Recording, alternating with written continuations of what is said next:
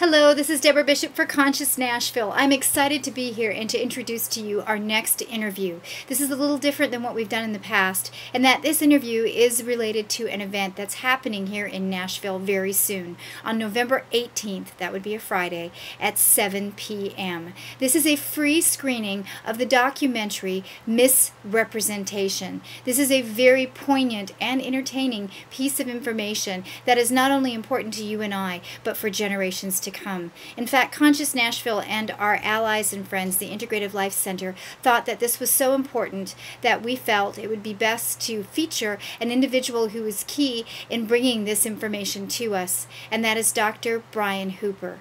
The next interview you're about to see is the conversation that ensued. Please enjoy, and please remember to mark your calendar. I will see you at the screening of Misrepresentation. So Dr. Brian Hooper, I thank you for taking the time for being with us on Conscious Nashville today. And I know there's actually a specific event that brought us here today.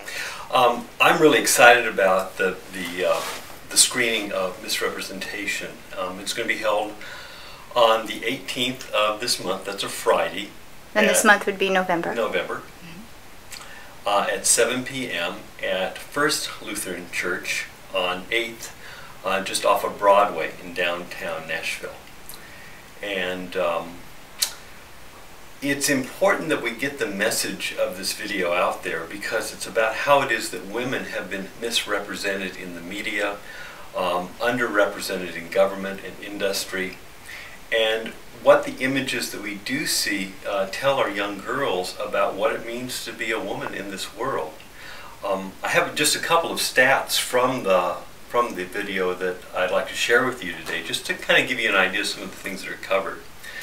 I was not aware that 78% of girls hate their bodies by the age of 15 years of age. 65% of women have eating disorders. 70% of girls cut themselves.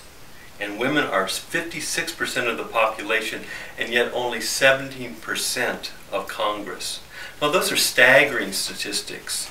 And I think we need to become aware of what it is that the media is portraying about women, so that we can respond to that in thoughtful ways, so that we can encourage girls and young female adults to think differently about themselves, to reconnect with themselves at a deep level and honor themselves. And we need to have more honorable images of women out there.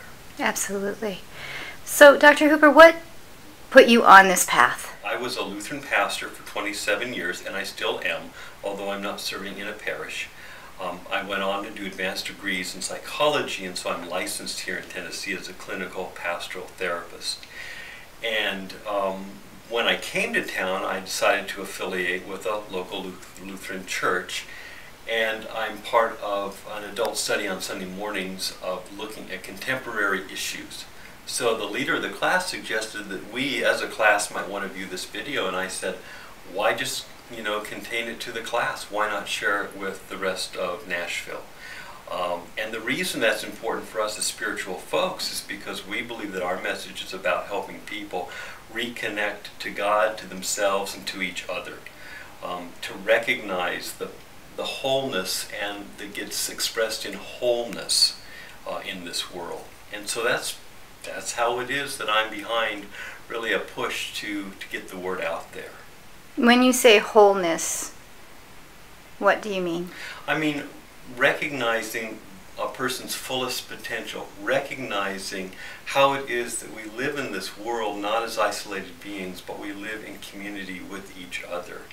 And the media doesn't feed on that. It feeds on divisions. It feeds on categorizing and separating people. You're good enough, you're not good enough. You're pretty enough, you're not pretty enough. You're buff enough, you're not buff enough. And that's not what it's about. It's about who we are at a soul level that connects to each other. And our only hope for the salvaging of this world is that we reconnect at that level and have a mutual respect for ourselves and for the divinity of this creation and for each other. How does one get in touch with themselves at a soul level? I think part of it's simply stopping and listening at a deep level. And then I think it helps to reflect on that with other people who are on the same journey. So by reflecting on that, you mean by entering into discussion, exploration? Right. By entering into dialogue. And the word dialogue is an interesting word. It comes from two parts, dia, which means through, and logos, which means word. So it's through the word that we exchange with each other that we connect with the word about who we are at a deep level. Mm-hmm.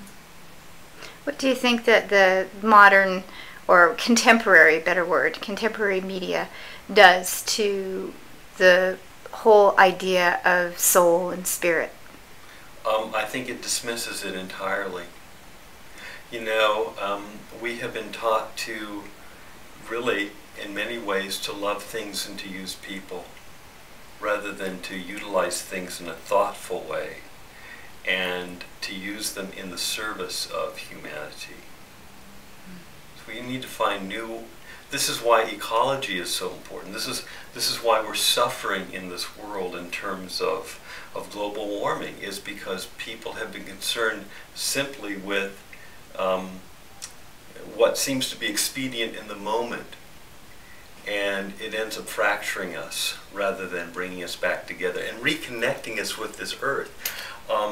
You know, take your shoes off, walk on the bare earth with your feet. Get out into nature, reconnect with the ground of being. That's part of what we need to do.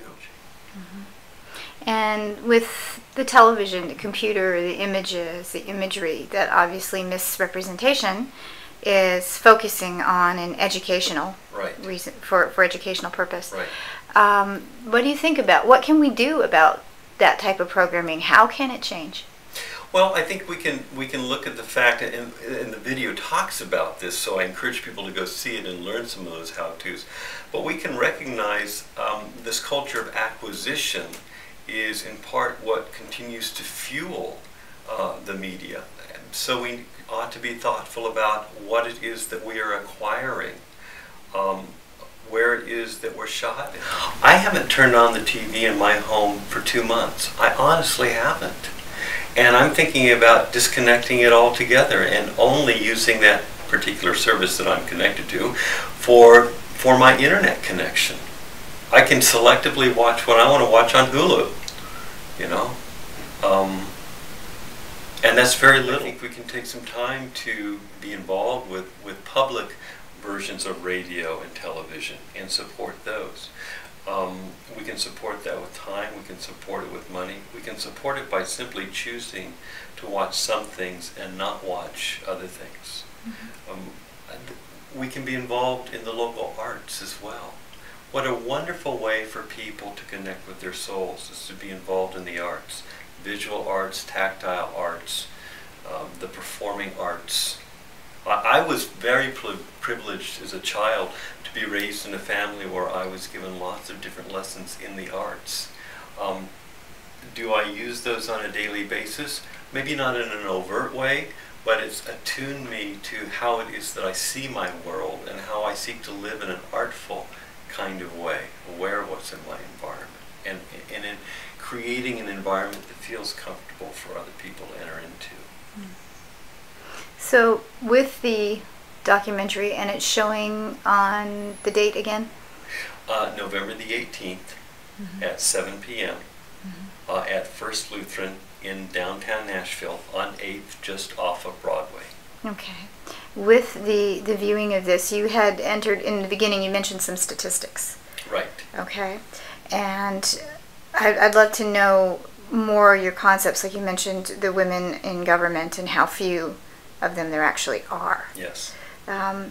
What do you think, since you've seen the documentary and you're here and we're actually created this impromptu situation to help promote it, what are your thoughts on that? About women in government mm-hmm. and what? Yeah, I think we need more women in government. I think we need that perspective to be there.